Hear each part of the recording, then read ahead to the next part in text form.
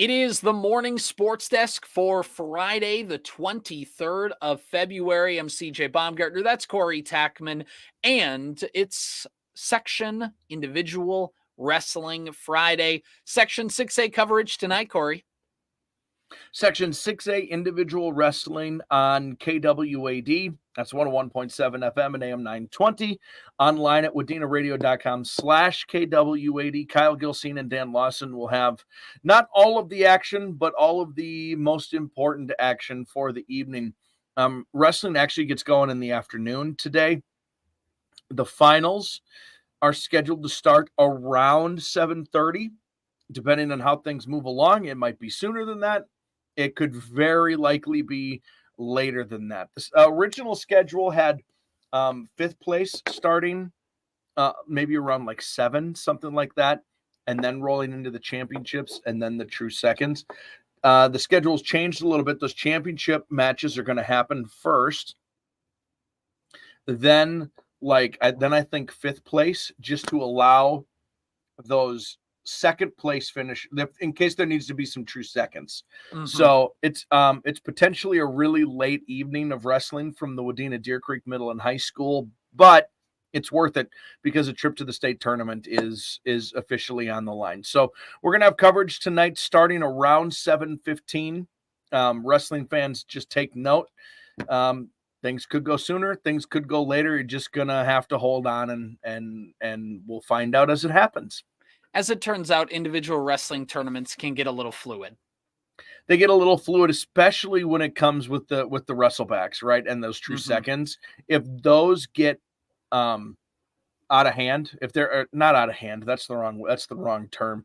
If there's a lot of them, yeah, then we're talking about there's just a lot that needs to happen. It's a lot of extra matches that need to happen. I really like the concept of true seconds, though. It's such a unique thing to wrestling. I love it. I love it. Like, we want to make sure we get the people who to represent us at the state tournament who best deserve it. And wrestling is such a sport about,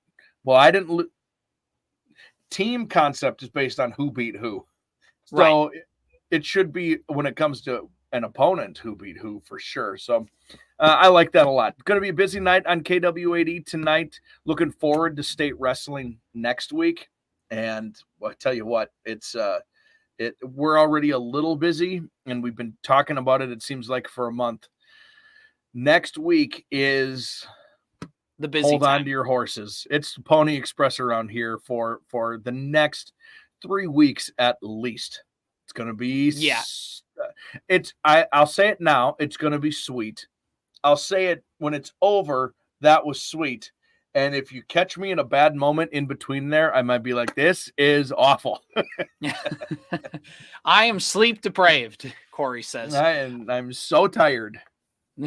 But, I mean, you mentioned it. Yeah, the wrestlebacks are really cool, just a unique part of it, and being able to establish somebody. And more importantly, it just gets them an extra match. It could be, especially when you get down to the state tournament, you might not be playing for the state championship, but what you do get to wrestle for is you get a chance just to wrestle one more time. And for a senior, that's important to get that final match. That's important. And yeah, I mean, it's just going to be a busy coverage today with Dan and Kyle. Do a great job as always. They're going to be down. They're going to be in Wadena today. They're going to be down at the state tournament next week for all the action. It's just going to be a whole lot of stuff. And like you said, it's going to be busy. It's going to be hectic on our end, but it's worth it because those playoffs are fun. The atmospheres are great, and people want to listen to the championships and to the state and all that kind of stuff. So it's really, really fun to get to do some of this stuff. And we look forward to doing that as well. And speaking of the state tournament next week, Corey, we have a little bit of state wrestling previews for the teams that are heading down there. We're working on lining up interviews with the coaches. We mentioned this a little bit on yesterday's episode of the Sports Desk, but we're working on lining up interviews and getting ready to talk to the coaches who are going down there and give you a little state tournament preview coming out early next week. So as you drive down to the state tournament or just getting ready to listen on Thursday to all the coverage, you get a chance to hear from the coaches and to get another layer of readiness for the state team tournament. The morning Sports Desk state wrestling special, I'm excited about this, obviously, because it's fun to hear from the coaches. But this is the first time the morning sports desk kind of dips into one of these like special features that is going to Right. be it's going to be really cool, and I think a neat opportunity to recognize these teams and these coaches and the efforts that their seasons have put in. So I think it's going to be really cool. In addition to all the regular morning sports desk stuff, which by the way, we got to be closing in on episode 500 here for the morning sports desk. It's got to be really close. It's got to be really close. I'd have to look at the official And numbers, but yeah. So to add this one to it now, to have a special edition for the first time in morning sports desk history, I'm kind of proud of us for being able to pull something like that off. Well, and see, we've done some, like obviously we do the activities directors and news typically on Fridays. We were working to get the special together, so we kind of delayed this week's AD interview. But, really, we've interviewed like Coach Olson of the OTC football team. We've interviewed Coach Klemick of Nevis football. We've interviewed Parker's Prairie head coach. We've interviewed Radney. Like we've interviewed coaches when they've gotten to certain levels. But yeah, like you said, this is the first time we're doing like it's not just, hey, today's episode, we're talking to this. We're doing like a full on preview, which is going to be awesome. And hopefully we get a girls team and hopefully we get a boys team that we cover to make it to the state tournament in basketball. So we can do it for them too. And baseball and softball and track and field and all that. It's awesome to get to talk to these coaches and reward them because, as much as the end of the day, they want to focus on the competitions and the races and the games, whatever it is. I mean, it's fun to take a victory lap and get to show off how hard your kids have worked to get to this point. Absolutely. Nothing further, coach. That was perfect. So in our state sports today, it's Minnesota Timberwolves Day on ESPN, Corey. Yeah, I saw that. We've talked about how the Timberwolves have gotten no love in the national media. I think they only have three total like primetime nationally televised games this season. And I think this might be like the last one of the season, but ESPN is rolling out the red carpet. So here's what it is. It's already started based on the time of this recording, but Karl Anthony Towns was on First Take today at 9:30. Naz Reid is going to be on Sports Center at around 11:20. So, Naz Reid to that. Rudy Gobert has a film session on Sports Center. That's going to be at noon. Anthony Edwards is going to be on Sports Center at noon. Mike Conley is going to be on ESPN's NBA Today program at 2:00.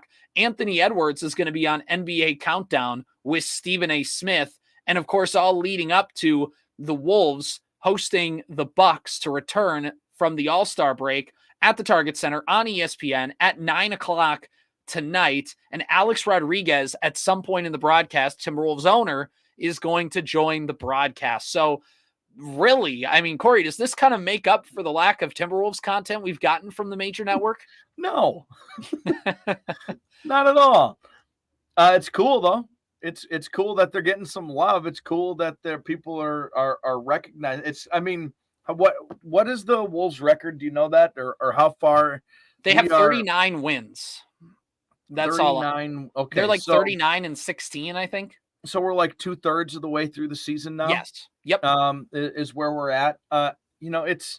This has been. We had a little conversation earlier this morning about when you start talking about teams who are contenders, it is most easy in the national media, in any media, whatever. If you're not a fan of a specific team, if you're just broadly talking, it's really easy to talk about who's the hottest right now.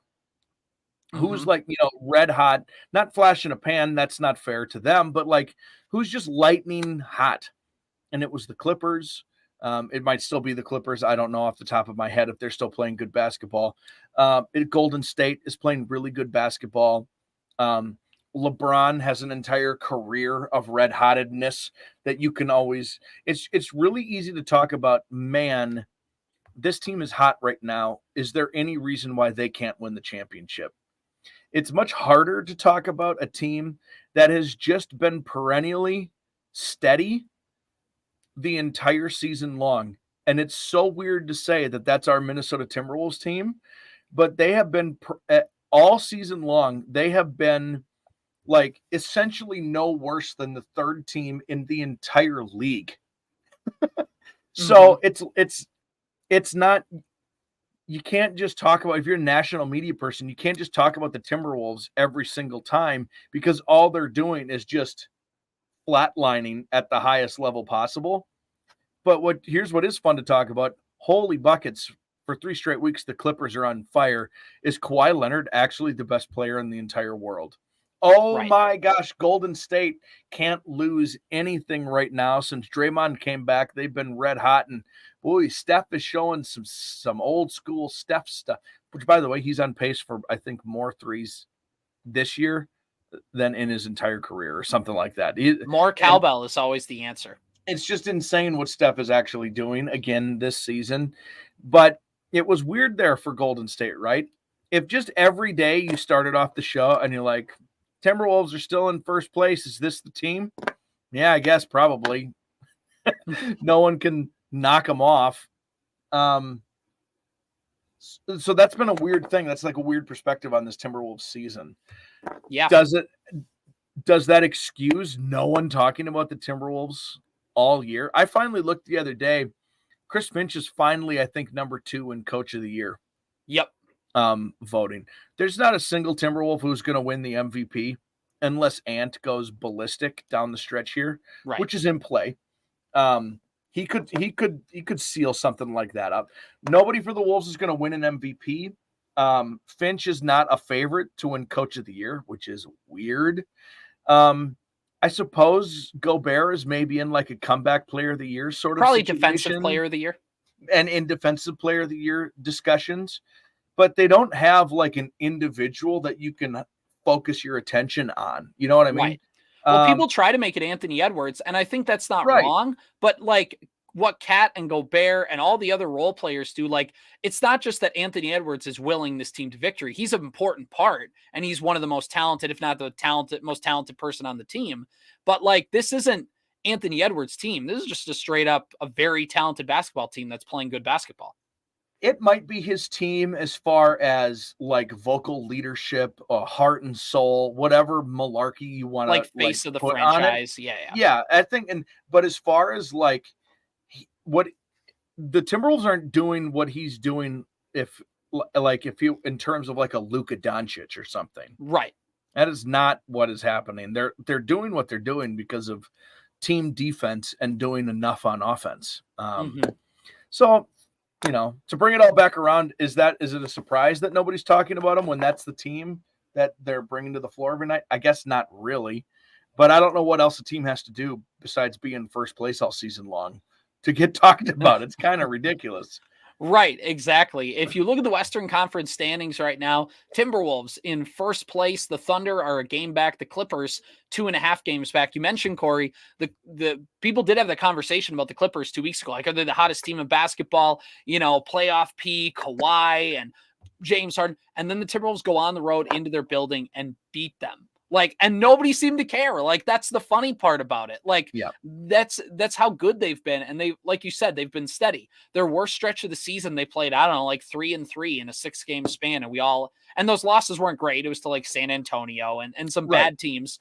But like we talked about, yeah, you'll have one of those losses every once in a while. And then they respond by going on the road and beating the hottest team in basketball, the LA Clippers. Like, they're a team that they're trying to shake off those past demons.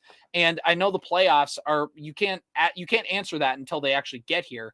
But in terms of things in the regular season, you know, like last year, things would get weird. They wouldn't necessarily handle bad competition.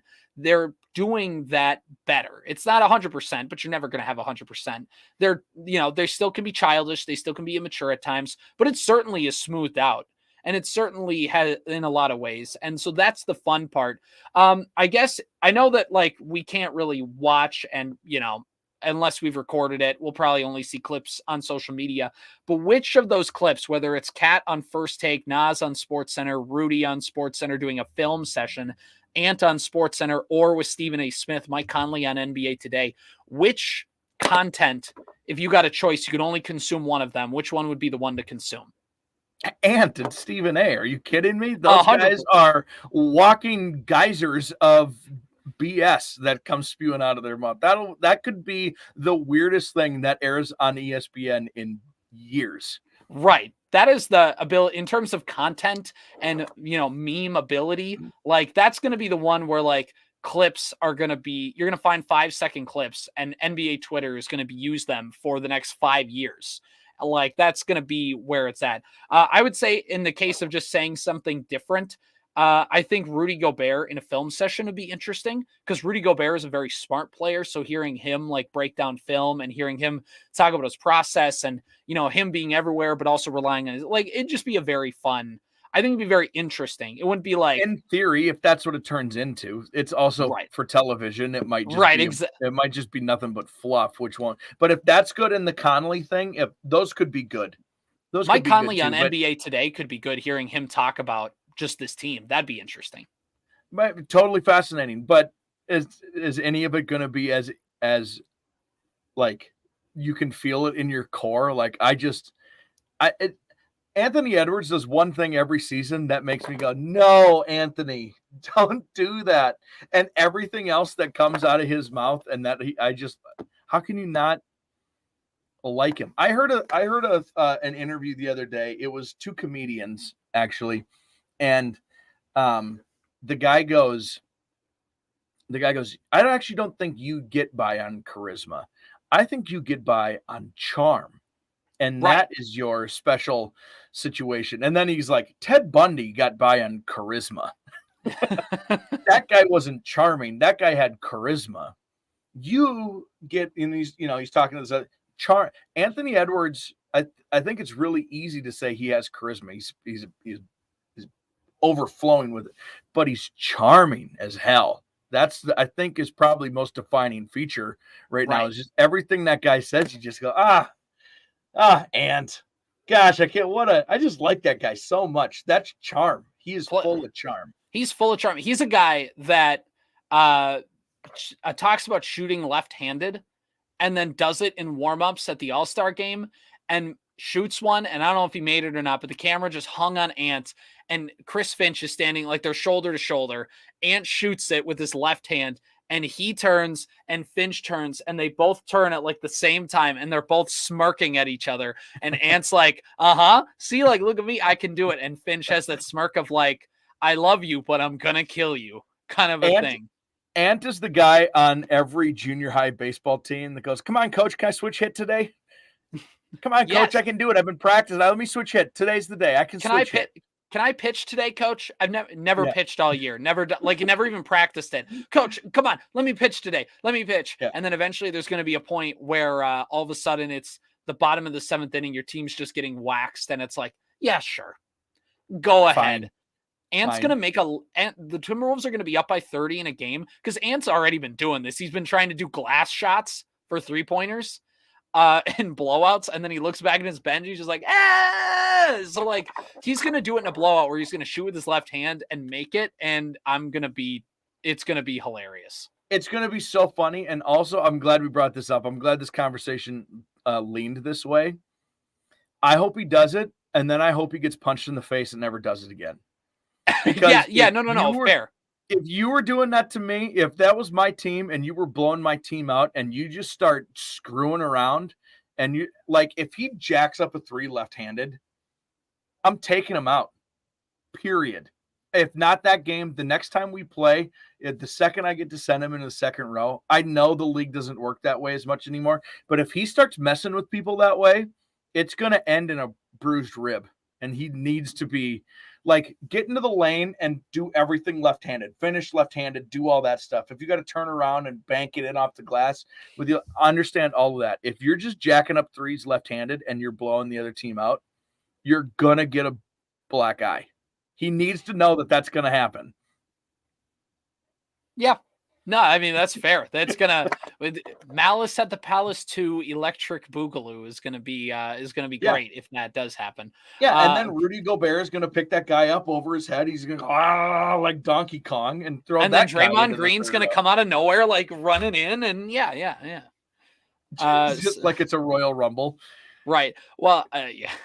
Exactly. Do it on Timberwolves and Anthony Edwards. Do it when Golden State has a night off, so you can hire in gun for hire Draymond Green. He can run out of the tunnel the second you shoot the long three left-handed. The other team has Draymond Green on speed dial, and all of a sudden, that guy's chirping. It's, but God, that's Draymond Green's music. And yeah, there you go. So last couple things we'll talk about on the sports desk today, and then we'll be done. First off, Fanatics, we've talked about just kind of the cheapness of a new apparel, because Nike licenses their logo. That's all they're contributing. But Fanatics is the one, and Nike designs things like the patterns. But Fanatics is the one who actually makes the clothing. They're the ones who put the fabric in. They're the ones who do whatever. And it's been pretty bad. Been pretty bad headlines for them. Pretty much always. Is it the first year for this? First year for this. And by the way, they're going to be taking over the NHL next season. And I don't think the NFL and NBA are too far behind. Sure. They're cornering the market on it. And it turns out when you corner the market, you don't have to answer to competitors, which means you can try and do things like make materials very cheap and crappy. And that is what Fanatics has been doing. The Players Union talked about it right away. And the Players Union has chirped back again, this time over pants. The pants on the eggshell colored pants are see-through now. So that's great. You could see when Twins players, because they had their media day yesterday to take pictures, wore their game wear, uniforms they will wear in a game. You could see the little tag underneath their legs. You could see it in their pant legs. Like their spandex or sliding shorts or whatever. Right, right. Exactly. Like a high school uniform, like a bad junior high uniform. You could see that. And not only that, you could see their compression shorts, which is underwear. And in some, you could see more than that. I'm just going to put it baseball. It's baseball. You get a good picture of the bat and balls. You know what I mean? It's okay now. I mean, I got nothing else to say. They're paper uniforms, and it literally. We've talked about it, whatever, right? The logos and the numbers and the names, they look like they're ironed on or they're screen pressed, not embroidered. Right. That's not, what I wondered when this started to happen, this conversation was okay, is this just it's the spring training stuff and it's not going to be that big of a deal because, there's always new hats. They always wear a different kind of looking uniform, and there's just not a lot to talk about, and there's not much going on. Is this just going to be they need to deal with it until April? Who cares? They're going to slide and rip their pants, and they'll just get another pair. They're cheaply made, so they're easy to replace, whatever. And then yesterday was the day that official pictures started rolling out, and that poor guy for the Giants. And I mean, every baseball fan in the entire country could draw a picture for his family now about different body parts it's the poor guy. There's just what that's going to be in the media guide all season long. And it's on the internet forever because Fanatics decided they needed to make their pants out of wet paper towels. Well, I think every time that there's a game that rains, I think the PA loudspeakers are required by MLB law to play "She's My Cherry Pie," and because it's going to be a wet T-shirt. I fell in love with a stripper. It's going to turn into a wet T-shirt contest because turns out every major league team has a white version of their uniform, jersey, pants. So it's gonna happen. The thing about them too is they're gonna rip. They're gonna rip. Every time somebody slides out, I mean, they were anyway. Pants don't rip as often anymore as they used to because they don't have literal gravel in the infields like old baseball parks. But these pants are gonna rip too. It's gonna be a problem. It's going to be a problem. Last thing to talk about, the Minnesota Twins. We talked about last week. You can go back and listen to those shows about the TV deal. The Twins going with Bally, some options on the table where they could have did the MLB.TV option. And the Diamondbacks, who got kicked off of their Bally contract last year, announced that you can watch, if you subscribe to MLB.TV, if you pay $100 for this plan to watch you can watch all of the Diamondbacks games, pre-game show, post-game show, the game, all of the Diamondbacks games for $100, $99.99, probably some tax in there. It's subject to blackout rules in certain areas of the country where Bally still exists. So it's not anywhere you can watch it, which is awesome. But That's what they have. So and a lot of Twins fans were like, come on, couldn't the Twins have just did this instead of Bally? The Diamondbacks ownership group, they get it. And to which I'll have a couple points. And I know you have some thoughts on this too, Corey. My 2 points are, one, the Twins would have did the MLB.TV option if Bally wasn't a thing.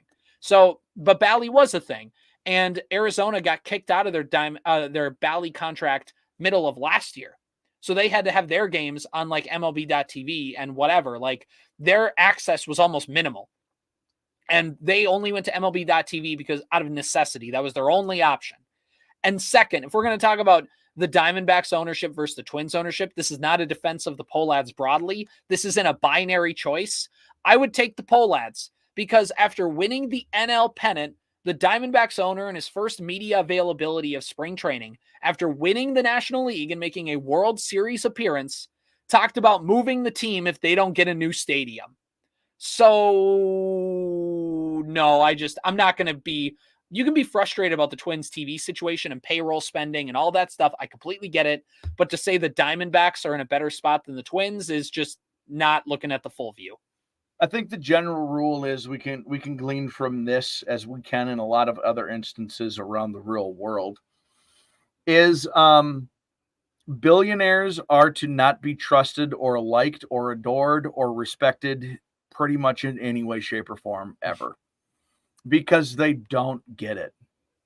It's their fault because they're a part of the, like, it's barely their fault. Like it's their money, whatever, and they can choose to stay attached to the real world or not. But you get to be a part of a machine at some point that's so big and powerful, and you have so much money that, like, you just lost all touch. They lose all touch all the time. Everyone who's ever a billionaire has not a single clue about what it's like to be a fan. They might love their team. They might love their players. They don't understand what it's like to have to drive from central Minnesota into Minneapolis and hope that the rain that's forecast for the day stays away. Right. Because otherwise you're just going to have to turn around and you're going to have to get back in your car for 3 hours and come home and use that date at a later time. But if you can, because they'll never understand it. They've lost total base with reality. And I hate them. I don't hate them. I don't like them. And the thing is with all of this is like, yeah, you can be frustrated with the Twins not spending as much and with the Twins like PR moves. And like we've talked about it on this program, but the Diamondbacks would have done the exact same thing the Twins would have did if Bally would have offered them a contract of 80%. Because like imagining, because what the Cleveland and Texas got was like 80% basically of what they were going to get. So whatever that number is times it by 0.8, there you go. That's what it is. And the Diamondbacks aren't getting a lot of money off this TV revenue. Like they're basically just doing it because they need to get some outreach for their games. And the Twins were willing to do that until they found a way to take the money. And now if your argument is, well, the Twins just took the money and ran, well, that's a different story. But don't think the Diamondbacks also wouldn't have just taken the Bally money. They don't get it. And I think you spoke to that. They don't. So this is the thing with Twins fans and fans more broadly, but I'm using Twins fans because I just saw this yesterday of, if you're going to be mad about something, just like get a little perspective to make sure that like, is this worth being mad about? I have my opinions, but I want to hear what you have to say first. Is this a good deal for Cardinal fans? Like, is it a good deal that, hey, congratulations, your games are available, give us $100? Is that a good deal for them? Well, for the team or for the fan? Give me both if you want. For the team, it makes them no money. Like, it doesn't make them the money. Like, because if you think about it, the Twins got like $60 million from Bally Sports last year.